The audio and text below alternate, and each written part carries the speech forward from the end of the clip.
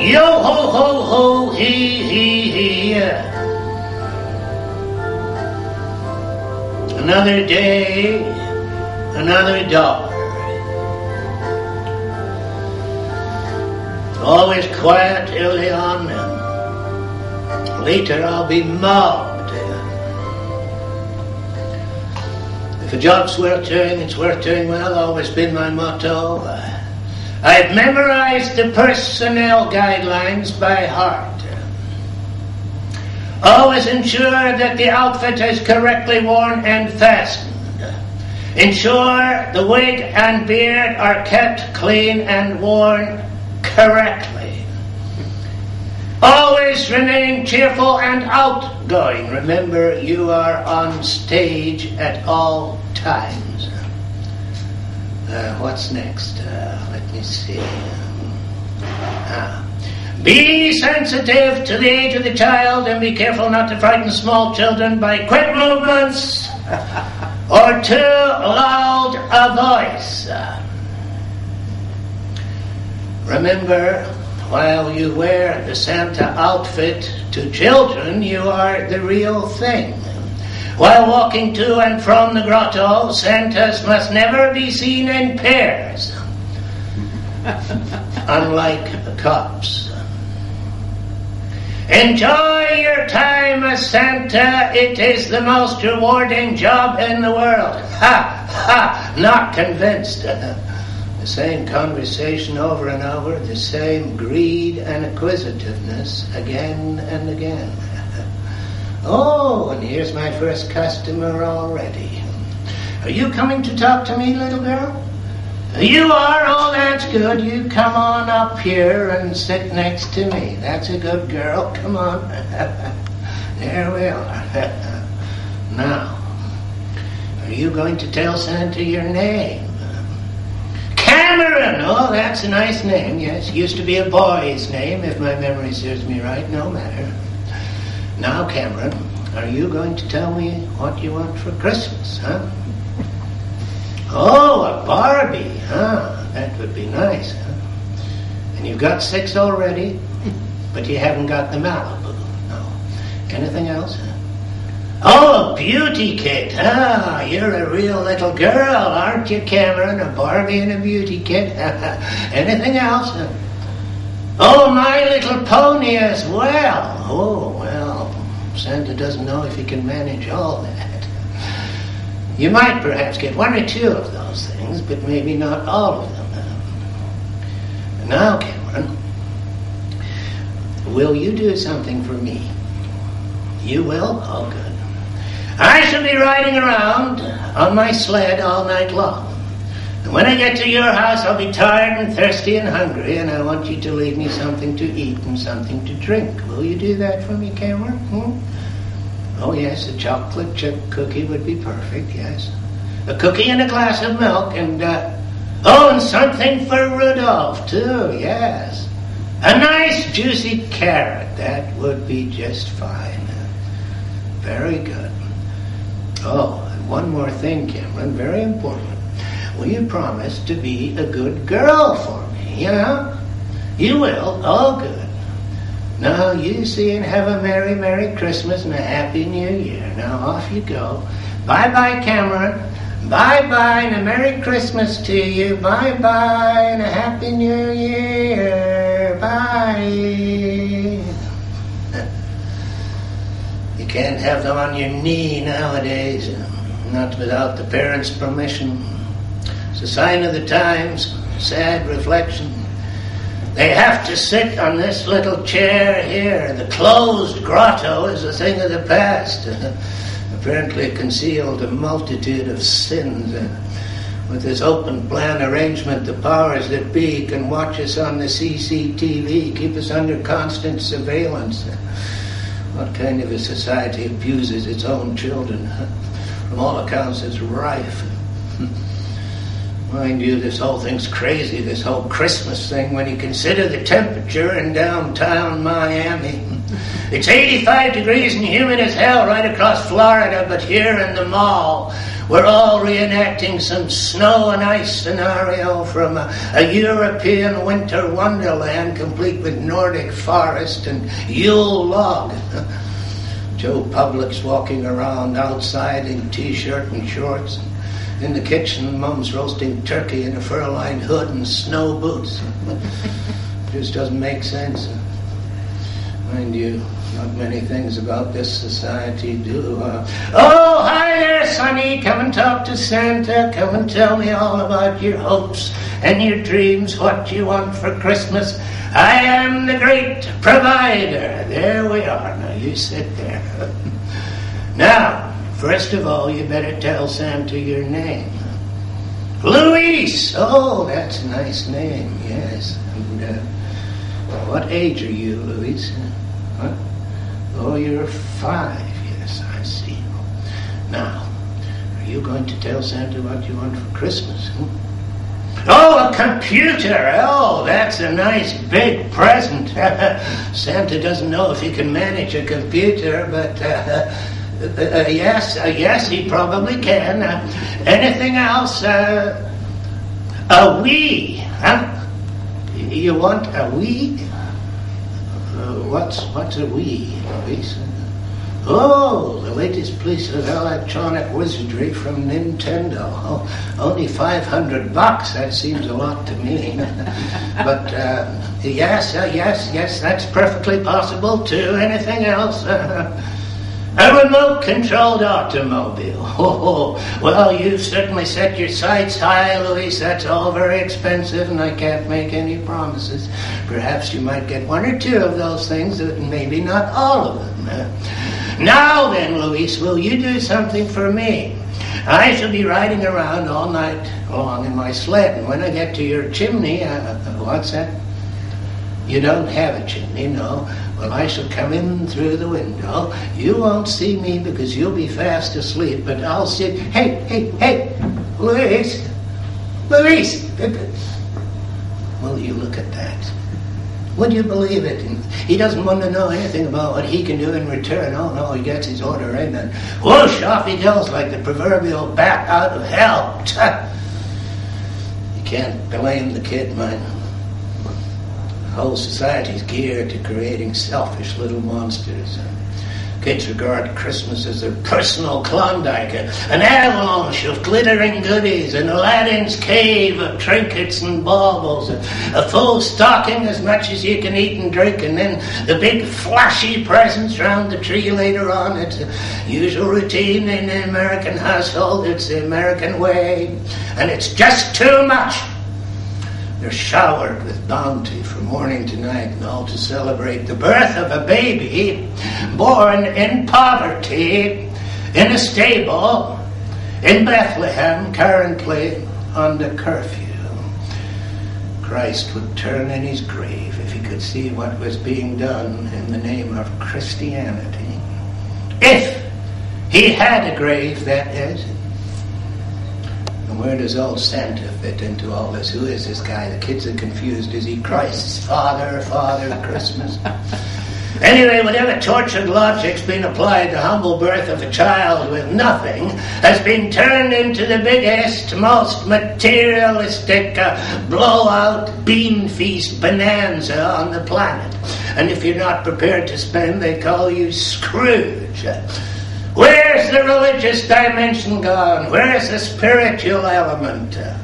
When Christianity collides with capitalism, there's only one winner. Checkbook cheer, I call it. Mind you, don't get me wrong, I wasn't exactly brought up in poverty myself, quite the contrary.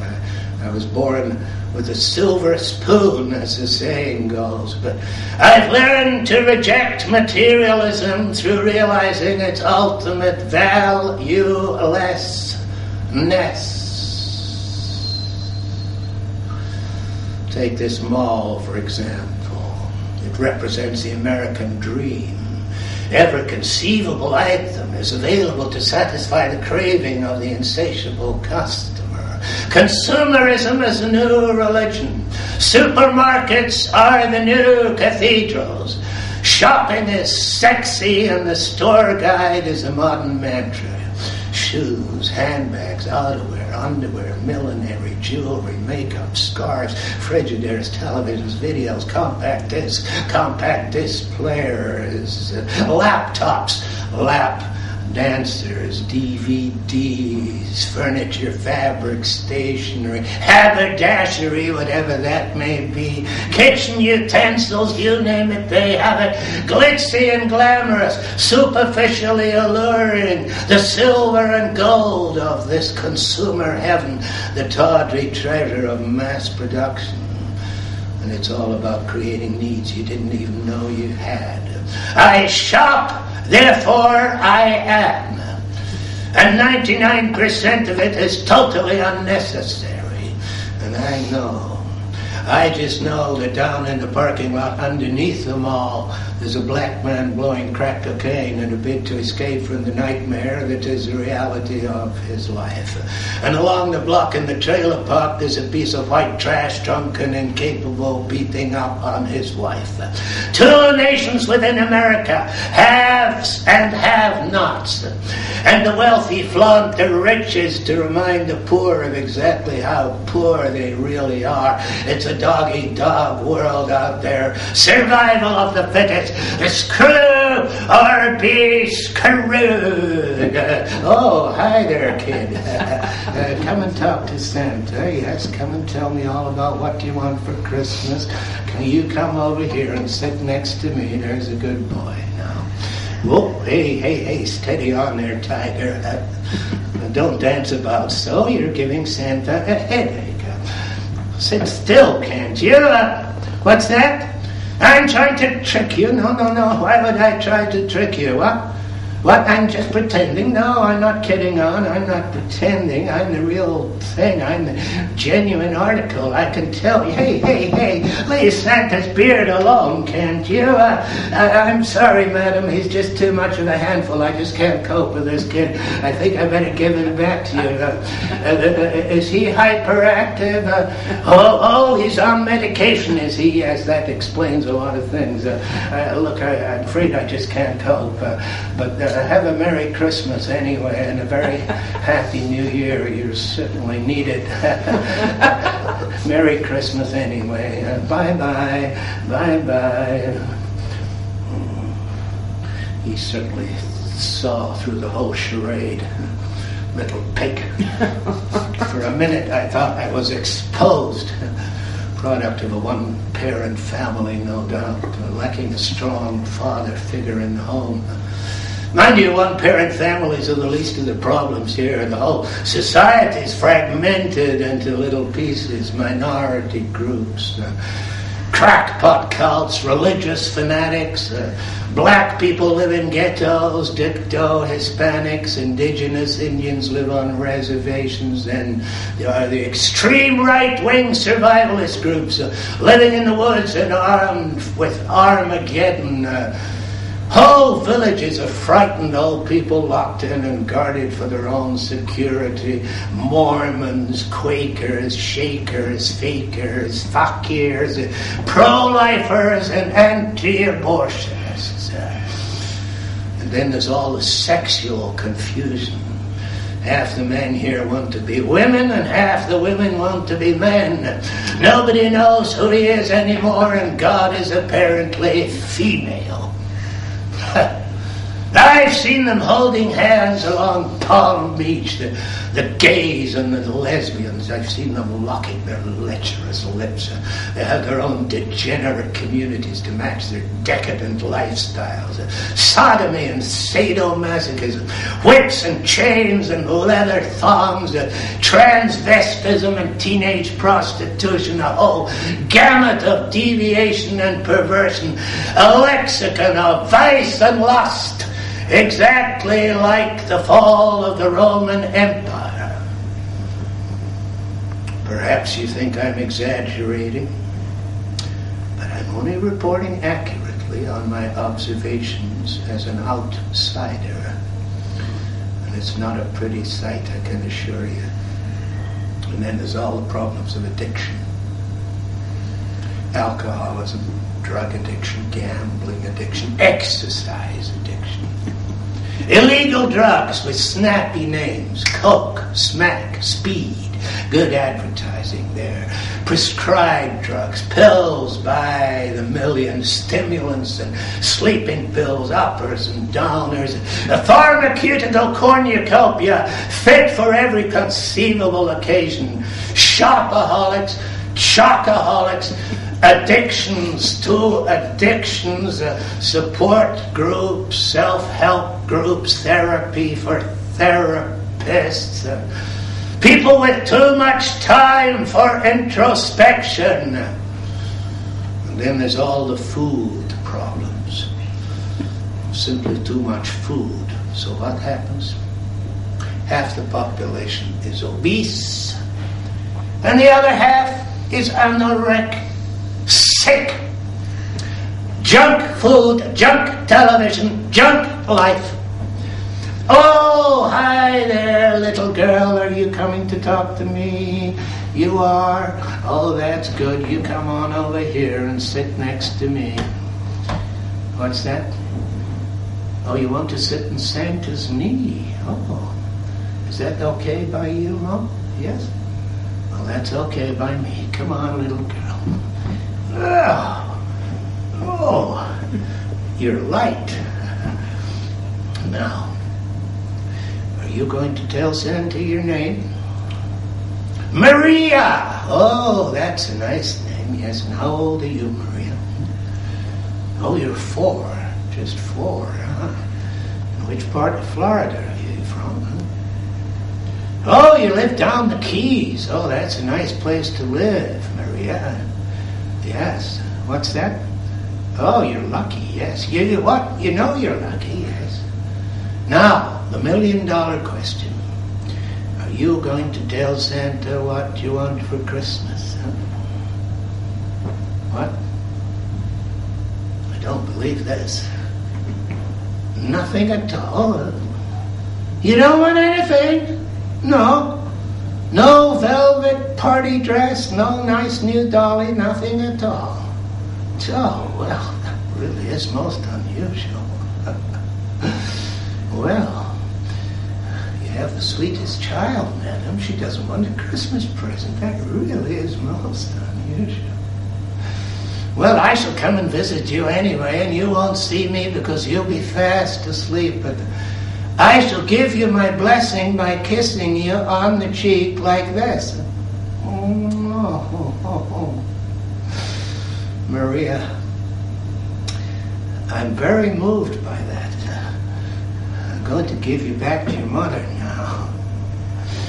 Oh, you have the sweetest child. I'd like to keep her for myself, a present for Santa, but I better give her back to you. Bye-bye, Maria. And a Merry Christmas to you. A heartfelt Merry Christmas. Bye-bye. And I love you too, Maria. Bye-bye. Oh, sweet little kid, huh? They'll have to sort her head out, make her more acquisitive, oil the wheels of capitalism. They'll have to get to work on her with those twin harlots, advertising and promotion. A kid like that could be bad for business. Talking of business, do you know what the 3 biggest businesses in the world are? Arms, drugs, and pornography, in that order. That speaks volumes for mankind, does it not? Let us start with arms. Have you any idea of the cost of a tank or a plane? The American government sells arms to a right-wing regime, which naturally they support. The regime then collapses to be replaced by a popular people's uprising, which then uses those arms to defend itself against American intervention. So America is attacked with its own weapons again and again and again. They armed Saddam against Iran.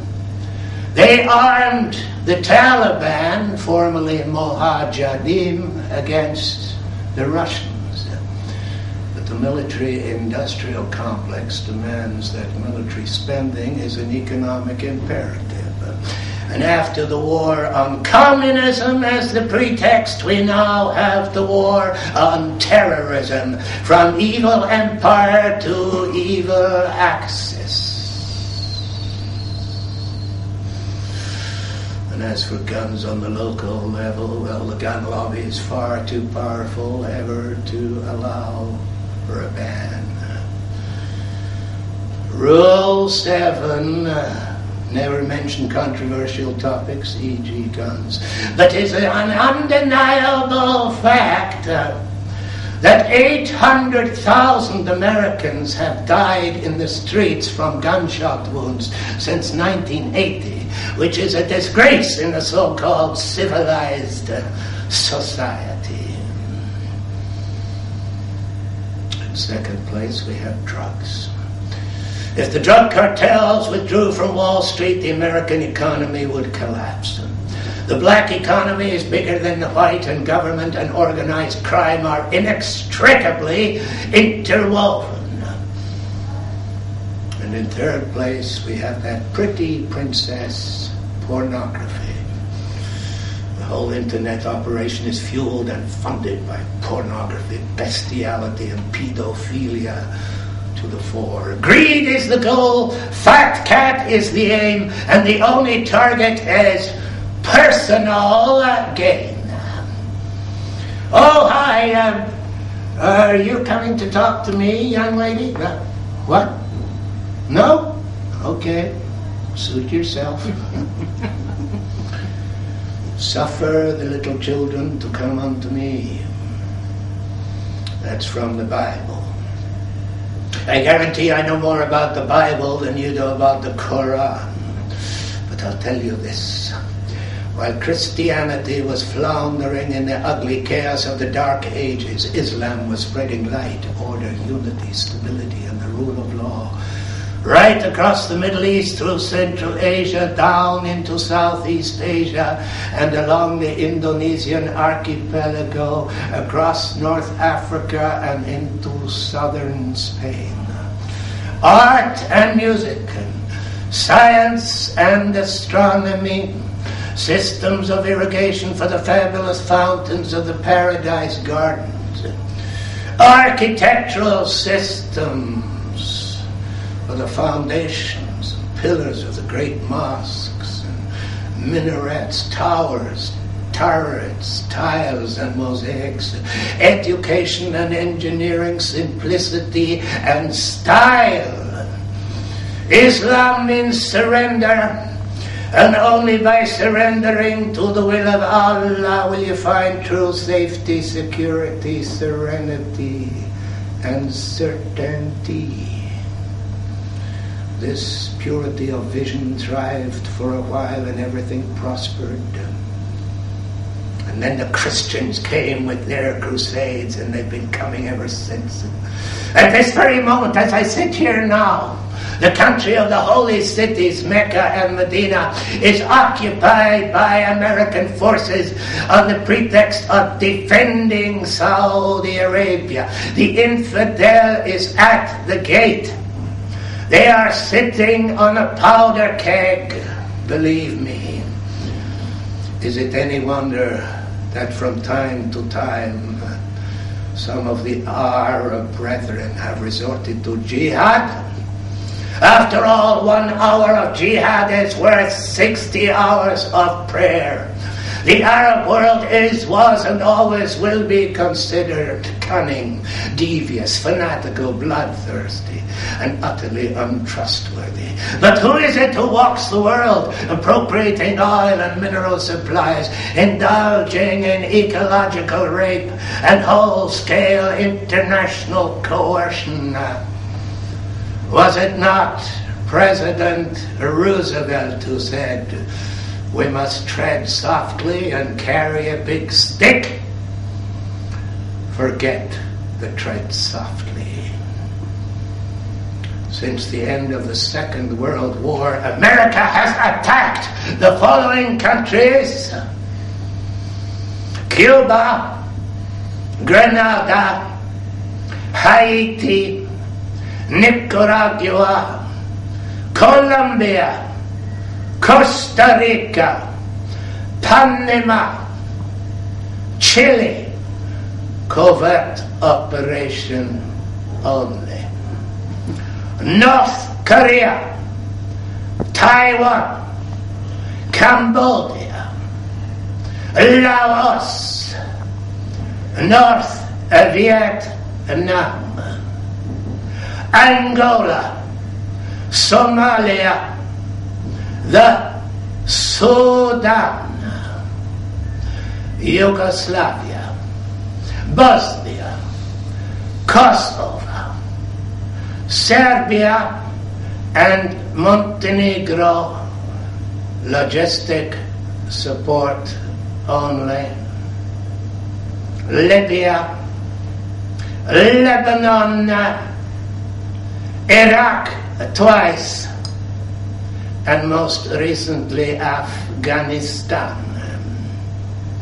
And like all bullies, America is a cowardly creature that drops its bombs from a safe distance in the middle of the night without the fear of retaliation.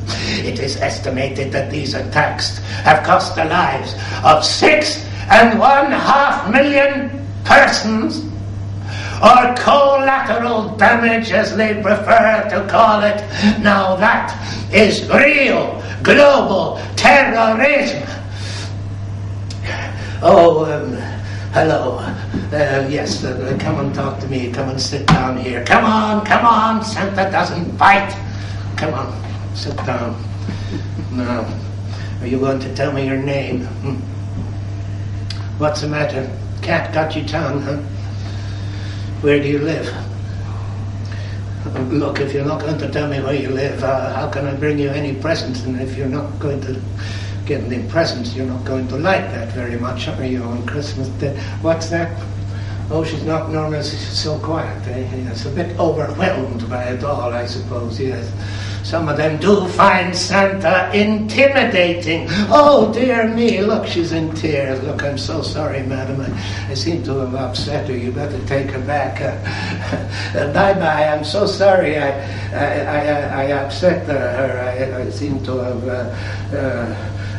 have a Merry Christmas anyway. Bye-bye. She must have sensed my rising anger. The ignorance of the American public about what goes on in the rest of the world is almost unbelievable. Most of them have never been abroad, and 3/4 of them do not even own a passport. They literally have no idea how the other half lives, but greedy America needs gallons of oil. Black gold is the prize.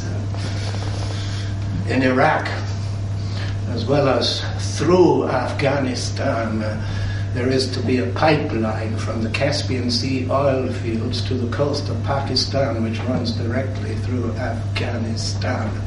The war on terrorism has provided the perfect excuse.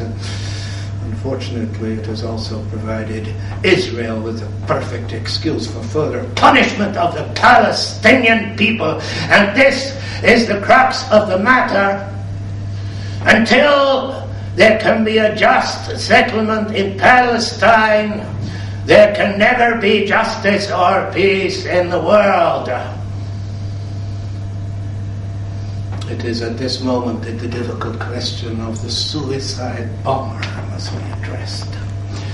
What drives a man or woman to such lengths? What desperate corner must he or she be in to sacrifice his life for a cause he believes to be just? Such courage, such bravery.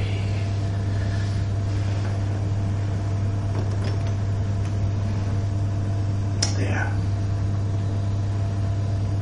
I've upped the stakes. I've brought the matter home to you. In the concourse of Glasgow Airport, on top of a London bus. How does it feel to be so directly threatened? A little more involving, huh?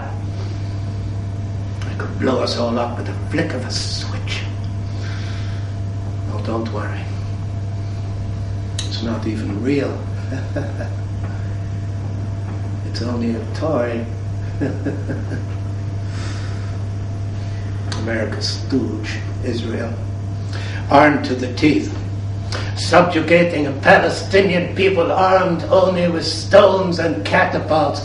It is eerily reminiscent, is it not, of the Jewish ghettos in Europe, only this time the Israelis are in the role of the Nazis. Oh, irony of ironies. Was it not once said that there were more Jews in New York than in Israel? I wonder if that is still the case. Looking back over the tragic history of the region, the British have a lot to answer for with their Balfour Declaration, drawn up on a desk at Whittingham, only a few miles from here. The British were the last great imperial power. We have a new one now imposing its will at will, and all in the name of freedom and democracy. De-mockery. Do you really think putting a mark on a piece of paper every 5 years makes the smallest difference as to who rules the roost? The multinational corporations, the oil cartel, the gun lobby, they remain no matter who is in office.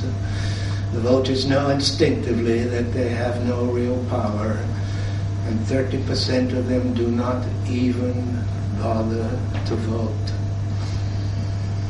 Another example of Western superiority often cited is the fairness of American justice.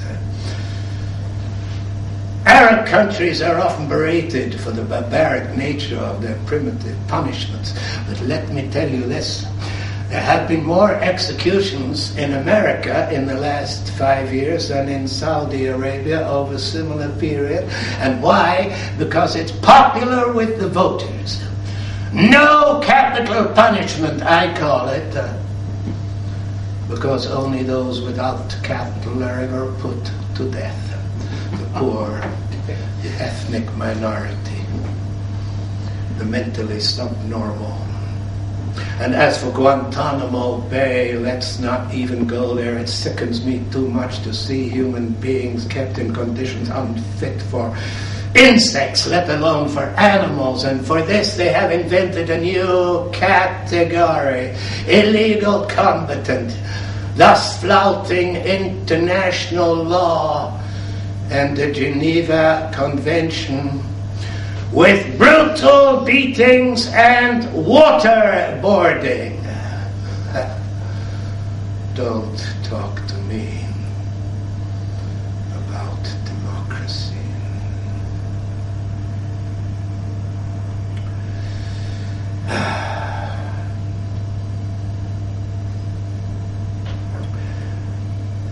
It is regrettable that in 9/11, 2,800 people lost their lives. But in a war, there is bound to be collateral damage. It is as if these 2,800 lives were somehow worth more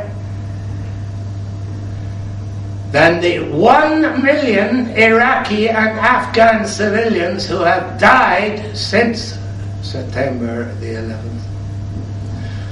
2,800 innocent people. But that's the point. Nobody's innocent. You're all implicated. Guilt by association.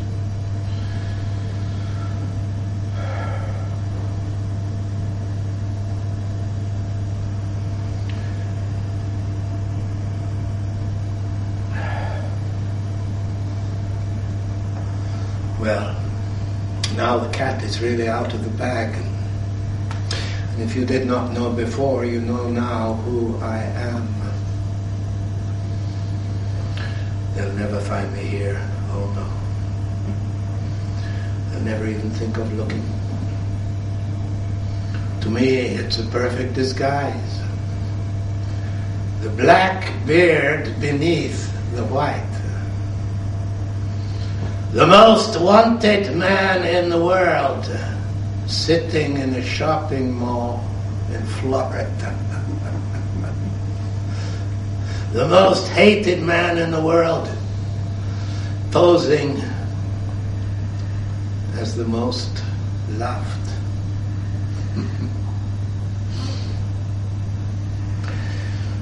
No! Hi, Sonny. You coming to talk to me? Yeah? You are? Oh, good. You come on over here and sit next to me. That's a good boy. That's it. Now, you're going to tell Santa your name. Leroy! Oh, that's a nice name, yes. And how old are you, Leroy? Oh, you're just 5. Now then, are you going to tell Santa what you want for Christmas?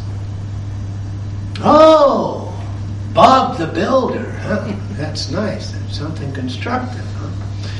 So you can build a skyscraper, huh?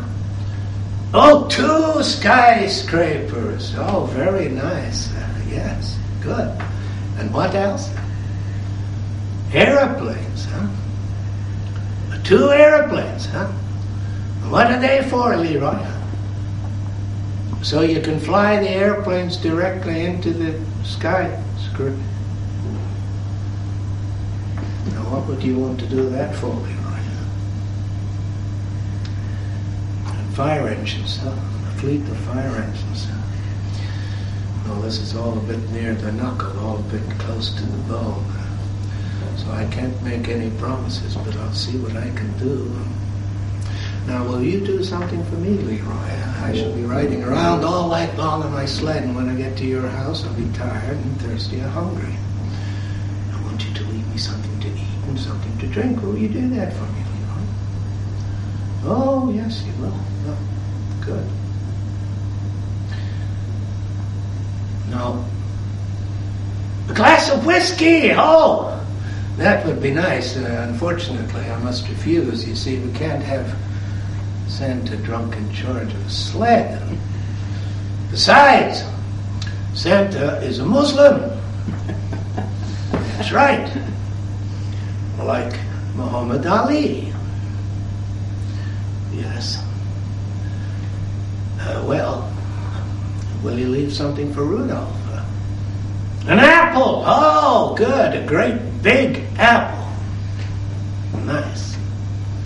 Now, you see and be a good boy, Leroy, and have a very, very Merry Christmas and a Happy New Year. Yes? Bye-bye. Bye-bye. You talk of bringing me to justice, but where's the justice in your actions? After all, one man's terrorist is another man's freedom fighter. When Western leaders say of terrorists, these people stop at nothing, they don't mind killing innocent people, women and children, they might equally be talking about themselves. Your justice is justice of blackmail with the almighty dollar and imposing the puppet regime of your choice on foreign soil around the globe, most recently in Iraq. In the build-up to the war, the justification changed weekly in an almost comical fashion, but in the end it made no difference. After war, it was a decision. No UN mandate, no public support, but hell, who cares? Not the Bushes and Blairs. Another example is if one were needed of arrogant aggression, more dead civilians, women and children, more recruitment for Al-Qaeda, up until that time unheard of in Iraq. An army of occupation disguised as liberation, though now they are calling it stabilization. Now, don't get me wrong, I detest Saddam. I can't stand the man. It was me who offered to drive him from Kuwait in 1990. But in Iraq or Afghanistan, the result is the same, a country in chaos. And it goes without saying, no weapons of mass destruction found, no chemical agents on the ground, no big bad leader. Okay, they got Saddam, and a mountain of hatred and a sea of venom. And who, pray, will be next in line for democratization of the compulsory kind? Iran, Syria, North Korea, we'll see.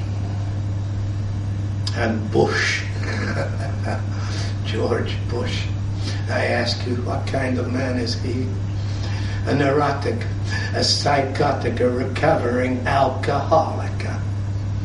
What kind of man sends metal and high explosives hurtling through the air, calling it shock and ore, hurtling through the still air to crash into essential constructions, shattering glass, twisting steel, shearing bolts, and twisting iron? What kind of a man? A madman, a bad man. He's terminally ill. He must be so. How else could he sleep at night with so much blood on his hands, so much blood on the hands of Bush and Blair, Batman and Robin, and now we have Brown and Obama. Same difference. What kind of man sends an exploding fireball, tearing into human flesh, searing eyeballs, singeing hair, pulling out teeth and nails by the root, exploding stomachs, spattering blood, charring ligaments, smoldering toes, all crushed and compressed in a meltdown of mess and matter? What kind of man?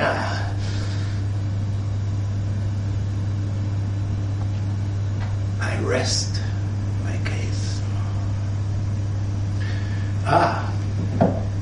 Are you coming to talk to me, little girl? What? You don't believe in Santa? I'm not sure if I do either, but happy Christmas anyway. I should not have said that, no. Giving the game away. Rule 8.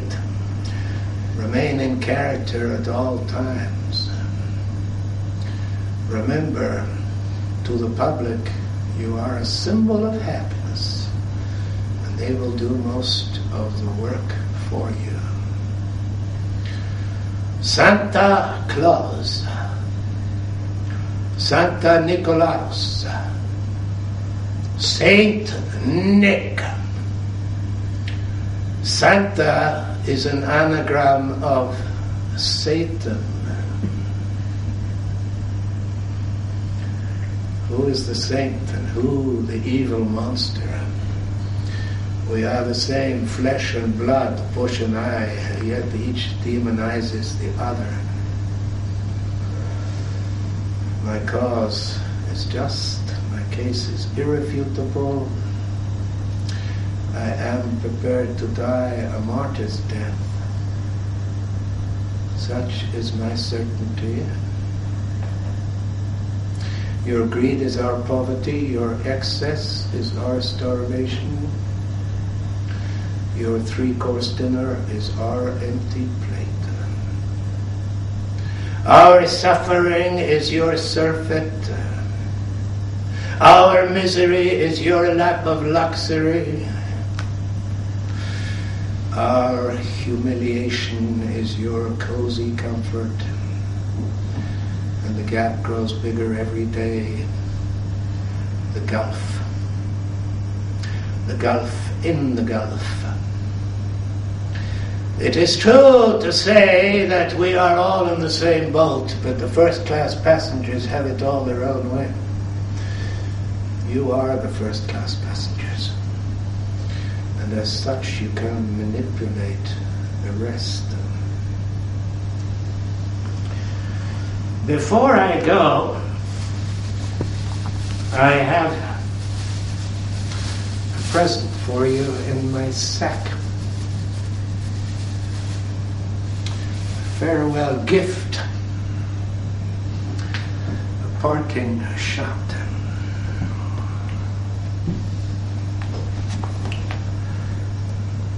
A handful of stardust.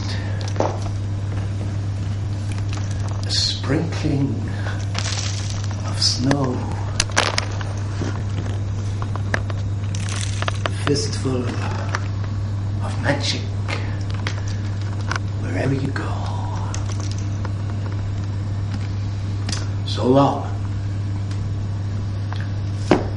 Salam. Salam.